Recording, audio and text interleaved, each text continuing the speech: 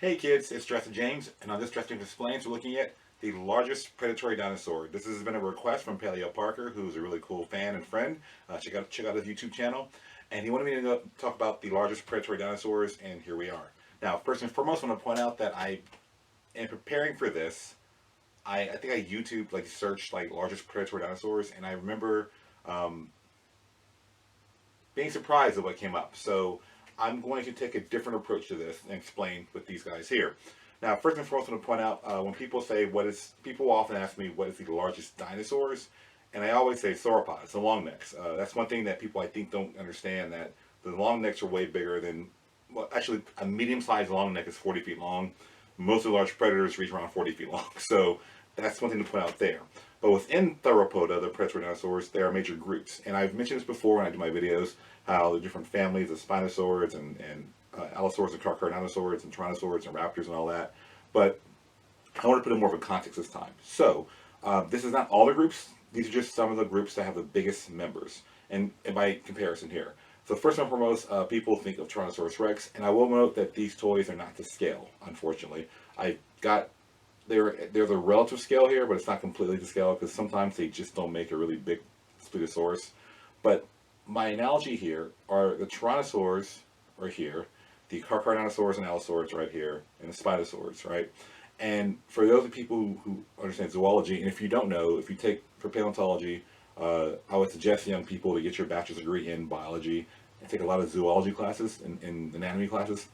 So the idea here is the Tyrannosaurs in general in North America are kind of like bears. They are large predators. They are very muscular animals compared to the other groups. And when it comes to bite force and strength of bite, the Tyrannosaurs have the strongest bites. Remembering that they evolved alongside or co-evolved with the duckbills, that they're biting through their bones, the ankylosaurs, and the ceratopes and the horned dinosaurs. So for them, bite force is everything. So we see a reduction in their arm size as a byproduct of that. So they have smaller arms, bigger heads to bite and crush. The allosaurs, now, and I have like the allosaurs next to the cheetah, and then the other large members of Panthera, tigress, lion, and leopard over here with the Carcharodontosaurs. Um, in general, they're, a tiger is similar in size to a bear. It's a large predator in Asia, but tigers are more fragile, they're thinner, they're longer, their tails are longer and everything. But again, they're both large predators, both occupy the same role in the environment, but they're still very different branches of animal, right? And that's why I'll have you think about the carnosaurs like that these guys are large predators that are more gracile, have more narrow jaws, their teeth aren't as blunt, they're more sharp than the Tyrannosaurus. Then we have the Spinosaurs, and of course there's Spinosaurus itself. Here we have Suchomimus from Niger, Africa, and Baryonyx from England, and of course Spinosaurus itself.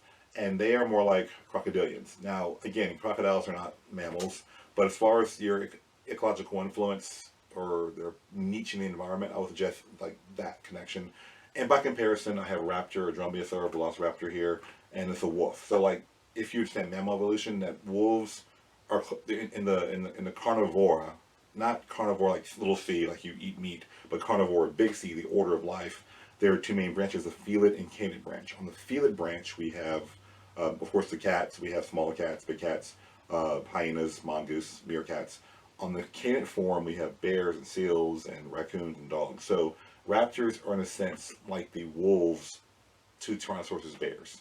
They share a common ancestor closer than these guys, and they separate out. Oh, look at that, just like dice, not dice. Thing that fall over, right? So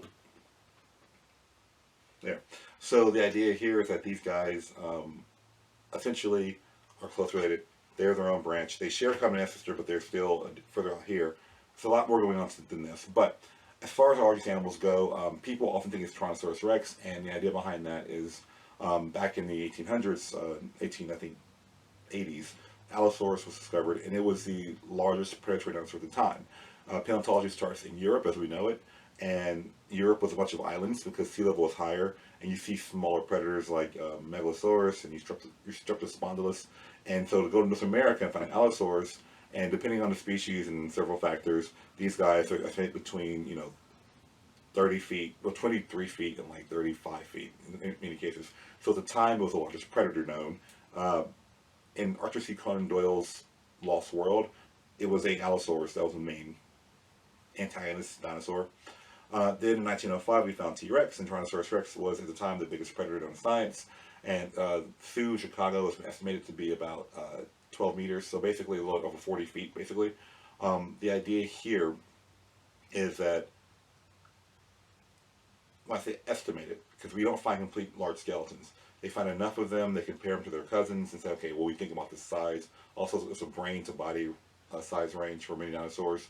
So Tyrannosaurus Rex, although it's still one of the strongest predators, it's not the biggest predator. And I'll circle back to that in a minute. Now, right now, the big claim is, of course, well, there's more of these guys. So when first discovered, Carcharodontosaurus, pretty much was estimated and thought to be the largest predator at the time. It's living in North Africa in the late Cretaceous, the early late Cretaceous period, and it's actually a contemporary of Spinosaurus. They found more. They're re-estimating the size. I can say from personal experience, I don't think, like, I personally do not obsess about the biggest dinosaur, and I think in the conclusion of this video you'll see why. But they're trying to refigure out. They find a new skeleton. They find more of it. They measure. They re-measure. They calculate. So it's somewhere around let's say 39 to 42 feet too. The most popular of these guys is, of course, Giganotosaurus. This guy here made even more popular by Jurassic World. I did a video on that, I think, last week or before last. And so this guy is considered the biggest, one of the largest predatory dinosaurs, right? This is the second largest as far as length goes. Spinosaurus is the longest, and I'll touch on that in a minute. But the idea is that as far as, it's not bigger and heavier than Spinosaurus. And based on some measurements of the skull, it supposedly is a few feet longer than T-Rex. Now, I say supposedly, everyone's debating, of course, but one thing to remember is, when comparing these two, think about a polar bear and a tiger. They are very similar. They're both mammals, but within the mammal world, they're very different animals. They have different prey, and so the tiger is longer, definitely, than the polar bear. But the polar bear is more powerful. So I'm going to put you on the other side. So Tyrannosaurus Rex is the largest of the Tyrannosaurs, and the last of the Tyrannosaurs, but it is also actually smaller in length than Giganotosaurus. But again, it has a stronger bite. It's a stronger, more muscular animal. So Giganotosaurus is bigger or longer, but it's not as powerful in a sense, right? And so why? Well, Tyrannosaurus Rex hunts, again, Triceratops. These horned dinosaurs, they fight. Giganotosaurus hunts sauropod, long necks. And the carnosaurian teeth are very thin because the idea is you're biting into flesh. You don't want to bite a sauropod bone. In fact, I went to a museum in Nebraska, and there's like an Apatosaurus femur, and it's as big as me, basically. I have a picture sitting next to it. And the idea is that it's like a solid beam of steel for these guys. So they're going to avoid biting into that bone. They're going to have to meet. So their teeth are very sharp, very shallow. They bite in flesh. Whereas T-Rex has very deep, rounded, almost banana-shaped teeth that are crushing and puncturing. So it's one of those things where, yes, it is slightly smaller, but it's a far more dangerous animal, in my opinion, as far as crushing through bone versus ripping off flesh. Also, one thing you're seeing in the models here, which actually I appreciate, that the Carcharodontosaurus, the Giganotosaurus, and in this case the Maposaurus, they all have very narrow skulls. At the museum I work in, I was on a ladder looking at the Acrocanthosaurus straight on. It's their North American cousin. These two, South America, Africa. And so Acrocanthosaurus has a very narrow skull, like a pair of scissors almost, and they're cutting and slicing. Whereas T-Rex is more of a U-shaped, crushing, biting like that. So again, there's another member of this group called Tyrannotitan. Unfortunately, to date, I have not seen one toy of it. If I have one, I will buy it, and I will do a video just on it. But the idea is that, again, these guys are all maxing out around 40 feet or so. Now, moving on to Spinosaurus, what's going on here is that, for the most part, the Spinosaurus itself is the last or youngest member of his family, meaning that there are other Spinosaurids before in the early Cretaceous period, like Baryonyx, and what we're seeing is that these guys are becoming more aquatic in that they're not marine reptiles. They're not living in the ocean, but they're actually instead looking to waterways as a food source more than other predators. And what's really neat about this is that it's, in some ways, I'm using crocodiles as the example. but in some ways, it's almost like how some bears will actually catch fish. Bears being omnivores, which is a great. I love, minus the polar bear and the panda. I love that bears are omnivores because if they only ate meat entirely, that'd be concerning. But the idea here is Spinosaurs are living in the water environment, and so we're seeing this trend where they're building more towards this. And the importance of this in this ecology is Spinosaurus. And I did in the Spinosaurus video. It shares an environment with crocodile dinosaurs and other large predators. Not as big as these two, but other predators. So when you have, and what's really unique too is that there's very few herbivores so far found. So it's this weird imbalance of more carnivores than herbivores. So we do know North Africa in the late Cretaceous looked like Florida. It was a mangrove swamp basically. So having in some parts, so having these animals eating fish and living semi-aquatic, that makes more sense for their environment. That's why I'm always harping on the environment of the animal and the time period of the animal, and where it lived and when and why, because that makes more sense. You wouldn't. I mean, Tyrannosaurus lived in a swamp too, but it was more like Louisiana. Even though it lived in South Dakota, Montana for the most part, it looked more like Louisiana swamp back then because the ocean went into North America. They had higher sea levels, right? But where they're living, this lifestyle of walking and swimming around the water worked better, and it meant that they can eat prey that these guys weren't really going after. I'm not saying Spinosaurus did not eat red meat. We have done histology studies, which you study the bone. And for example, if you are living in wherever you are in the world, people can study your bones and see, oh, this person has these minerals in your bone, therefore you must have lived in this area. Or if you were born somewhere and then you move somewhere else, they'll see certain minerals in your bones. Okay, this person may live, they may be born in France, they lived in England for the most part. There's different minerals there. So they do the same thing to figure out with diet, and these Spinosaurs in general ate a lot of fish. They also ate red meat, right? But, dinosaurs, not beef. Beef hadn't evolved yet. Cows. So the idea here is that it's not unusual for them to do that, but it puts less pressure on the terrestrial herbivores, where we have this guy eating them and this guy. They're sharing the environment, basically. So, big picture, the big question is, is Spinosaurus the biggest predatory dinosaur? And the answer is yes. It is the longest predatory dinosaur. Given recent research, the tail goes like this. These are the caudal vertebra. The spikes going up are called the neural spines. The ones going down are called chevrons. And of course, new research by Dr. Ibram showing that they may have had a bigger tail than this, possibly for swimming. And there's a lot of debate going on there. But Spinosaurus is the longest predatory dinosaur. People say, what's the biggest predatory meat-eating animal ever? And I would say sperm whales, actually. But as far as dinosaurs goes, it's Spinosaurus. So it is longer than T-Rex. But the question always is, well, if Tyrannosaurus Rex fought a Spinosaurus, who would win? And the answer is, we don't know, because they didn't live the same place, North America and Africa, and they didn't live at the same time. They were both late Cretaceous, but this guy is the very end of Cretaceous, late Cretaceous. This guy is at the early part of the Cretaceous. So they wouldn't have run into each other anyway. But then again, so still, if they were put together, who would win in the fight? And that depends on a lot of factors. And that's one reason why I personally don't really put much mind into this, because, say, for example, you have two people fighting, and and generally speaking, you think, oh, this guy might beat this other guy because he's bigger or whatever. But maybe that other guy who's smaller may have more of a fight, and the bigger guy may be more not as aggressive. Those are all little factors here. So it depends on the individual. It's kind of like a gladiator thing going on. But in general, as far as size goes, Spinosaurus is the biggest. Then these guys, and then the Tyrannosaurus. And Mapusaurus is smaller than T-Rex, though. But the big picture is we're seeing large carnivores, again, maxed out around 40 feet, 42 feet. There are medium-sized sauropods in the 10, 12 foot, we have Carnotaurus around, 17. That's the medium size.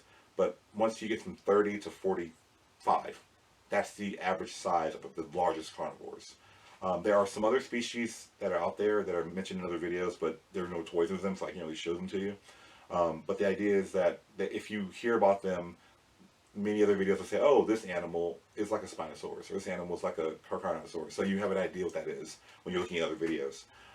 But in general, the idea here is that we see a size range. And same thing with sauropods. The long necks, smaller sauropods are 40 feet, about these guys' size. The larger ones are over 100 feet. We're seeing that at a certain size range, because we don't find complete long necks, like ever, you tend to find a certain size range where, you find a couple bones, you do ratios. You're measuring. For example, you measure human hands. There's a certain size range of human hands, right? And you can measure compared to our skulls. There's a certain range between hand and skull size. They're connected, right? So they do the same thing with sauropods. And they say, well, if you only find a giant femur or a vertebra, cervical vertebrae, there's a certain size range you can calculate, right? So we're finding these sauropods all maxed out at them like around 130, 120 feet long. So again, whether you're in India, South America, you're seeing a certain range that they reach this number and they don't. You say, why not? Well, there's certain factors like the amount of air in the atmosphere, oxygen particularly, the gravity. The biggest animals are whales because they can be in the water, and the water supports their weight. When you're on land, you're suddenly gravity is more of an issue.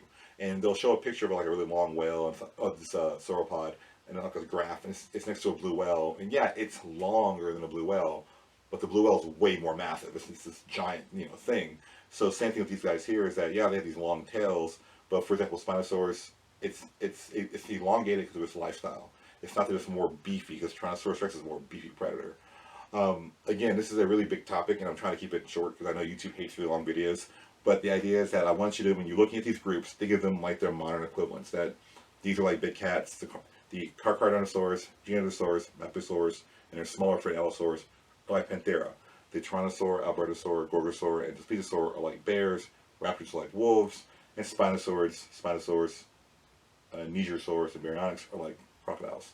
And so that's kind of how it breaks down. And again, I'm not sure if this is what you guys wanted, but this is the idea of how this breaks down, because there's this race for the biggest dinosaur. And I understand why. If I were to one day find a bigger theropod, I would be famous. We know who Rodolfo Correa. We know who Barnum Brown. We know Arnstromer, and now neither Abram. We know who they are because they found and named these or worked on these really large animals.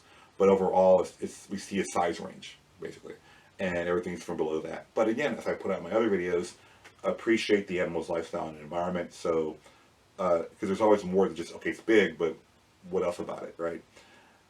That being said, I think I'm done with this topic. I will see you guys next week. I will still commit to the Saturday videos for the most part, but I have been doing like mini videos on like Wednesdays, just to kind of give you like a topic that's not big enough for a Saturday video, but it's still interesting to me at least, or at least a new toy to show off.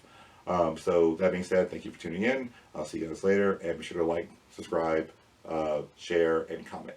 Thank you very much.